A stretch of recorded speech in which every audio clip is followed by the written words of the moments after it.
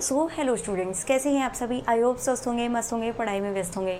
नहीं भी व्यस्त हैं तो आप हो जाइए। देखिए अभी नीट का एग्ज़ाम हुआ ही है, जल्दी में ही कल या परसों हुआ है। तो बेटा आपको इससे समझ आ गया होगा कि आपको पढ़ाई में व्यस्त रहना है। आप 2 महीने पढ़ाई करके पेपर नहीं क्लियर कर सकते, 3 महीने करके नहीं, आपको पूरे साल पढ़ाई करनी पड़ेगी, पूरे 1 साल मेहनत करनी पड़ेगी, खूब मेहनत। जैसी मेहनत आज करोगे वैसे ही 6 महीने बाद भी, 7 महीने बाद भी, 8 महीने बाद भी आपको मेहनत करते रहना है, रुकना नहीं है बेटा। आपको साथ के साथ लेक्चर के साथ notes revision, NCERT revision, question practice करते रहना है। कहीं भी स्टॉप नहीं लगना चाहिए। आपने थोड़ी सी गलती की तो आपका सिलेक्शन रुक जाएगा। तो प्लीज़ बेटा ऐसे मत करो कि बाद में फिर इतना ज़्यादा हेक्टिक हो जाए, मतलब इतना डिप्रेशन में चले जाओ। इससे अच्छा प्लीज़ पढ़ते रहो। अभी थोड़ा थोड़ा, मैं तो इतने ज़्यादा लेक्चर भी नहीं देती हूँ, बहुत छोटे से लेक्चर देती हूँ जो कि आप कवर कर सकते हो। उसके बाद आप एनसीईआरटी पढ़ लिया करो, उसके बाद क्वेश्चन प्रैक्टिस किया करो उस टॉपिक के। अगर ना हो तो दोबारा लेक्चर देखो, दोबारा पढ़ो एनसीईआरटी, दोबारा क्वेश्चन प्रैक्टिस करो। आप क्वेश्चन प्रैक्टिस करते रहेंगे ना बेटा, तो आपको ये पता चलता रहेगा कि ये चीज़ मुझे समझ आ भी रही है या नहीं आ रही है। नहीं आएगी तो आप दोबारा पढ़ोगे। आप साथ के साथ कवर करते चलो। ये नहीं कि 1 महीने बाद क्वेश्चन प्रैक्टिस कर रहे हो, फिर आप 1 महीने बाद वही चीज़ रिवीजन करने बैठोगे ना स्टार्टिंग से, तो आपको लगेगा मैं दोबारा से ज़ीरो से पढ़ाई स्टार्ट कर रहा हूँ। तो ऐसे पढ़ के कोई फ़ायदा नहीं है ना बेटा। तो इसलिए प्लीज़ आप करते रहो। मैं आपको बता रही हूँ सही डायरेक्शन, तो चलो ना प्लीज़। क्यों ऐसे कर रहे हो कि मतलब बाद में पछतावा फील हो।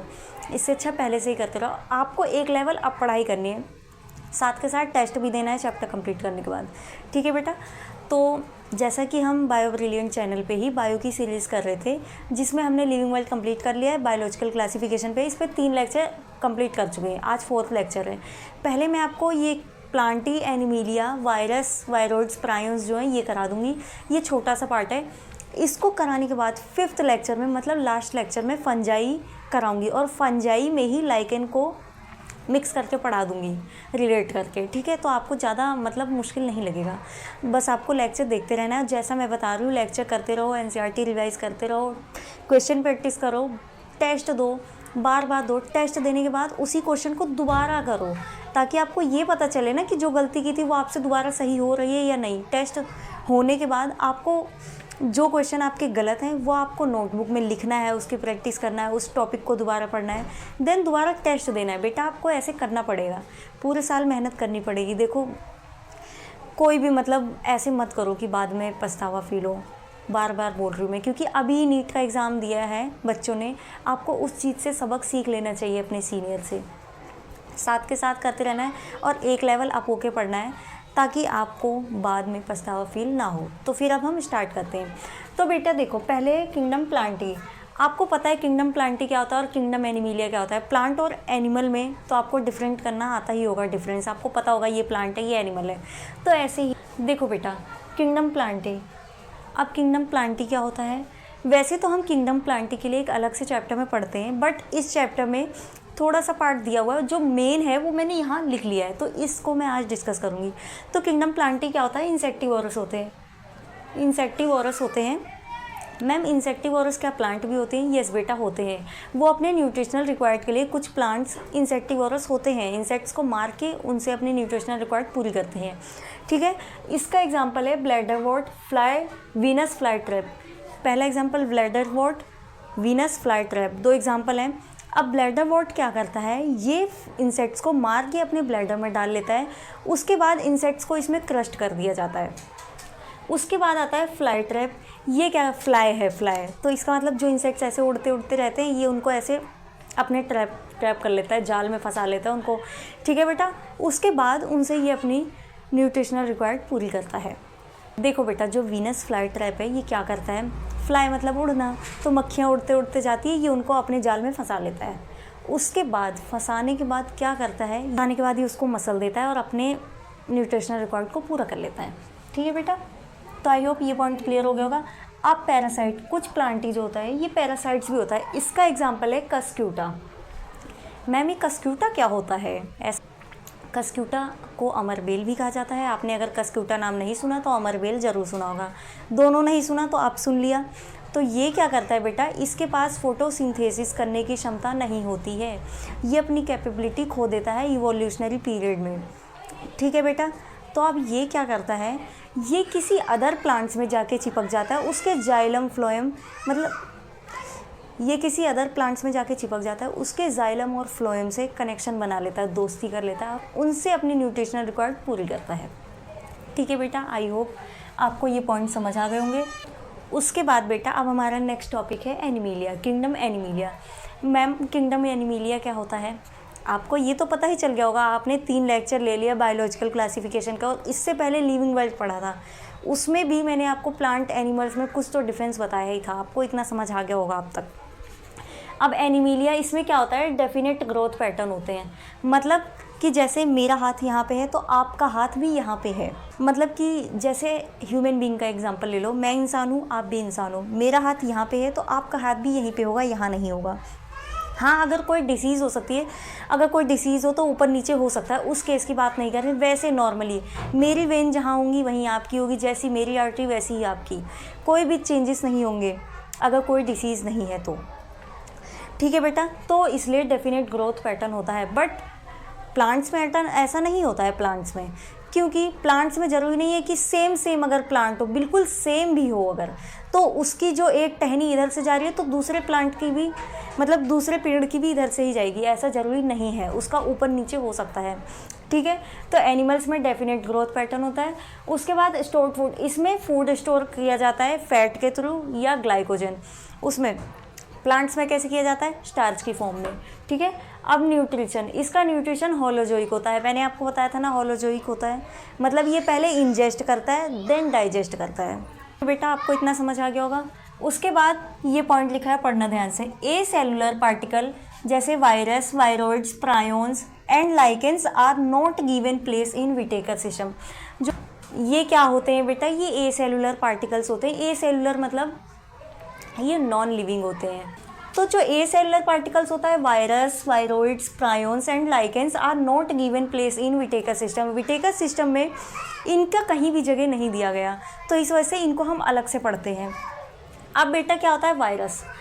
अब आपने वायरस का नाम तो सुना ही होगा बेटा। देखो वायरस होता है, आपने वायरस का नाम सुना होगा, अगर अभी तक नहीं सुना होता ना तो वायरस हुआ था अभी बीच में, इतनी बड़ी महामारी फैल गई थी, आपको अब तो पता ही चल गया होगा, वायरस ने अपना जलवा दिखाई दिया होगा। तो बेटा वायरस क्या होता है, ऑब्लिगेट पैरासाइट होता है। ऑब्लिगेट पैरासाइट मतलब ये अगर बाहर है, मेरे सामने कहीं वायरस पड़ा हुआ है तो ये मुझको हार्म नहीं कर सकता, ये मेरे लिए बिल्कुल भी नुकसानदायक नहीं है। ये जब मेरे बॉडी के अंदर जाएगा, मेरे सेल के अंदर जाएगा, तब ये मुझे नुकसान पहुंचा सकता है। बाहर रखा वायरस मेरा कुछ भी नहीं कर सकता है। मान लो इस मार्कर पे भी है तो भी कुछ नहीं कर सकता। इस घर में कहीं भी वायरस अगर पड़ा हुआ है तो मेरा कुछ नहीं कर सकता तब तक जब तक कि मेरे सेल में एंट्री ना ले ले। ठीक है बेटा। अब बेटा ये होता कैसे है, ये करता क्या है, जैसे हमारी बॉडी है ना, जैसे डीएनए से आरएनए बनाती है, आरएनए से प्रोटीन बनाती है, ऐसे ही ये क्या करता है, हमारे सेल में घुस के सेल की मशीनरी को कंट्रोल करके उसमें खुद के प्रोटीन बनाता है, अपने प्रोटीन बनाना स्टार्ट कर देता है वायरस। डीएनए को रेप्लिकेट कराता है और वायरस मॉलिक्यूल्स को बनाता है, बनाते ही रहता है। मतलब जब इसका इतना काम हो जाता है ना तो ये बाकी सेल्स में भी एंट्री ले लेता है, बाकी अलग अलग सेल्स में भी एंट्री ले लेता है और हमारी पूरी बॉडी पे कब्जा कर लेता है। हमारी बॉडी में जितने भी सेल्स हैं उस पर कब्जा करके बैठ जाता है, जिससे वायरस हार्मफुल होता है। बाहर रखा वायरस हमारा कुछ भी नहीं कर सकता है जब तक कि हमारे सेल में एंट्री नहीं लेगा। ओके बेटा। अब क्या है, देखो वायरस पे ना अलग अलग साइंटिस्ट ने अपनी अपनी बात रखी। देखो पहले साइंटिस्ट थे इवॉन नोविस्की, इन्होंने 1892 में डिस्कवर किया virus as a causal organism of tobacco mosaic disease. इन्होंने क्या किया, जो टबैको के प्लांट थे उनको देखा, उनके पत्ते थे ना वो, मतलब उन प्लांट पे ना अलग अलग स्पॉट पड़े हुए थे अलग अलग कलर के, मतलब उसको देख के अलग अलग छोटे छोटे कलर के धब्बे जैसा दिख रहा था। मतलब टोबैको प्लांट के फसल में मोज़ेक अपीयरेंस होने लग गए। मोज़ेक अपीयरेंस क्या होता है बेटा, मोज़ेक अपीयरेंस होता है जो टोबैको प्लांट था उसके जो पत्ते थे ना उस पर स्पॉट आ गए, अलग अलग कलर के स्पॉट्स दिखने लग गए, तो इसी को मोज़ेक अपीयरेंस बोला जाता है। अब इससे क्या हुआ बेटा, जो टोबैको की फसल थी ना उसमें गिरावट आने लग गई, तो इन्होंने इस तरीके से डिस्कवर किया। उसके बाद सेकंड साइंटिस्ट आए जिसका नाम था बेजेरिनेक। इन्होंने क्या बोला, 1898 में इन्होंने ही वायरस का नाम दिया virus and called it contagium vivum fluidum. बेटा ये लाइन एग्ज़ाम में भी आ सकती है एंड आपको बहुत सारे टेस्ट पेपर में भी दिखने को मिलेंगे, ये लाइन याद रखना। One infected plant can harm healthy plant. एक तो मेरे ऐसे बच्चे ना चिल्लाते ही रहते हैं, आवाज़ आती ही रहेगी, कुछ ना कुछ होता ही रहेगा, शांति तो है ही नहीं बिल्कुल। देखो बेटा देखो बेटा, जो सेकंड साइंटिस्ट है बेजेरिनेक जी, इन्होंने क्या बोला है 1898 में, नेम्ड वायरस का नाम दिया and called it contagium vivum fluidum. Contagium का मतलब होता है जानलेवा, हार्मफुल, वाइवम का मतलब होता है जहरीला, और फ्लूइडम का मतलब होता है फ्लूइडी टाइप। ठीक है बेटा। अब इन सब ने क्या किया, जो टबैको प्लांट के पत्ते थे ना उनको लिया बहुत सारे, जिसको वायरस हो रखा था, उसमें पहले से वायरस हो रखा था, तो उन प्लांट के पत्तों को लिया, उसको मिक्स किया। उसके बाद जो दूसरा प्लांट हेल्दी प्लांट था उस पर इन्होंने इसका छिड़काव कर दिया। उसके बाद इन्होंने क्या देखा कि वो प्लांट भी डेड होने लग गए, उस पर भी सेम अपीयरेंस आने लग गई, मतलब उसमें भी वायरस घुस चुका है। इससे यही पता चलता है ना, जो इन्होंने प्लांट लिया वो प्लांट पहले से ही हार्मफुल था, उस पर वायरस था पहले से ही, तो इन्होंने उसके पत्ते लिए, उस पत्तों को मिक्स किया, एंड मिक्स करने के बाद इन्होंने हेल्दी प्लांट पे, हेल्दी टबैको प्लांट पे छिड़काव कर दिया उसका, जिससे कि उस पर भी सेम अपीयरेंस होने लग गई। एंड वायरस शब्द इन्होंने विनोम से लिया। ठीक है बेटा, आपको इतना समझ आ गया होगा। उसके बाद तीसरे साइंटिस्ट ने एंट्री ली। तीसरे साइंटिस्ट जी है 1935 में स्टैनली जी। अब जैसा कि मैंने आपको बताया, जो वायरस बाहर से हमें हार्मफुल नहीं कर सकता, तो इन्होंने बोला जो बाहर रखा वायरस है वो क्रिस्टल है, एक बहुत छोटा सा है, मतलब हमें दिख नहीं रहा है, वो बहुत छोटा क्रिस्टल टाइप का है। जो वायरस के क्रिस्टल है वो ज़्यादातर प्रोटीन के बने होते हैं, मतलब इनके पास भी जेनेटिक मटेरियल होता है बट ज़्यादातर प्रोटीन होते हैं, जेनेटिक मटेरियल थोड़ा कम होता है, इनमें मेन पार्ट प्रोटीन होता है। ठीक है बेटा। अब बेटा देखो, जो टोबैको मोज़ेक वायरस होता है, जो टोबैको को हार्मफुल करता है, इसके पास सिंगल स्टैंडर्ड आरएनए होता है जेनेटिक मटेरियल में। मैं आपको एक बार इसका डायग्राम दिखा देती हूँ।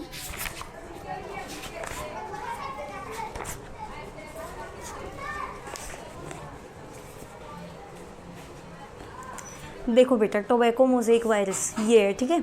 इसमें क्या होता है, ये जो यहाँ से लेके इतना पार्ट है ना, इतना हिस्सा, इसको बोला जाता है कैप्सिड। कैप्सिड है, ये सब कैप्सिड से मिलके बना है। अब ये जो कैप्सिड बना है, ये एक एक पार्ट से, इस जो ये बना हुआ है ना, इसको कैप्सोमियर बोला जाता है। कैप्सोमियर से मिलके कैप्सिड बनता है। ठीक है बेटा। बेटा देखो, अब कैप्सोमियर है, तो मियर मतलब यूनिट होता है।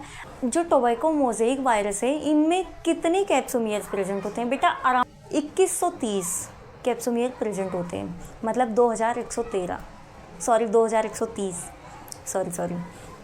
गलती से हो जाता है कई बार। देखो बेटा, जो टोबैको मोज़ेक वायरस है, इनके पास कितने कैप्सोमियर होते हैं? अराउंड 2130 होते हैं, 2130 कैप्सोमियर प्रेजेंट होते हैं। ज़्यादातर प्लांट वायरस में सिंगल स्टैंडर्ड आरएनए होता है एज अ जेनेटिक मटीरियल। अब जो बैक्टीरियोफेज होता है, बैक्टीरियोफेज मतलब जो बैक्टीरिया को हार्मफुल करता है, इनके पास बेटा डबल स्टैंडर्ड डीएनए प्रेजेंट होता है एज अ जेनेटिक मटीरियल। अब जो एनिमल वायरस होते हैं ना, इनके पास अलग अलग तरीके के जेनेटिक मटेरियल प्रेजेंट होता है। मतलब ये है कि डबल स्टैंडर्ड डीएनए भी हो सकता है, सिंगल स्टैंडर्ड आरएनए भी हो सकता है, दोनों नहीं होंगे, होगा एक ही, लेकिन इनके पास कई तरीके के जेनेटिक मटेरियल प्रेजेंट हो सकते हैं। ओके बेटा। न्यूक्लियो प्रोटीन क्या है मैम?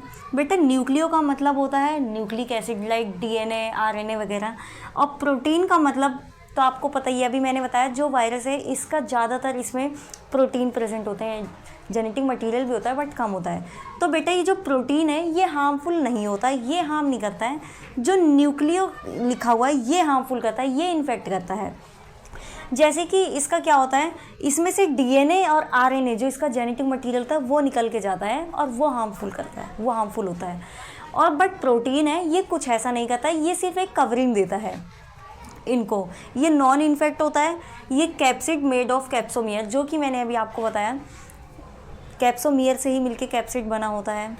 मतलब जो डीएनए है वो निकल के अंदर चला जाएगा और ये जो प्रोटीन है ये बाहर का बाहर ही रह जाएगा। प्रोटीन इन्फेक्ट नहीं करता है, न्यूक्लियो मतलब जो न्यूक्लिक एसिड डीएनए आरएनए होता है ये इन्फेक्ट करता है। ओके बेटा। अब बेटा क्या होता है, जैसे देखो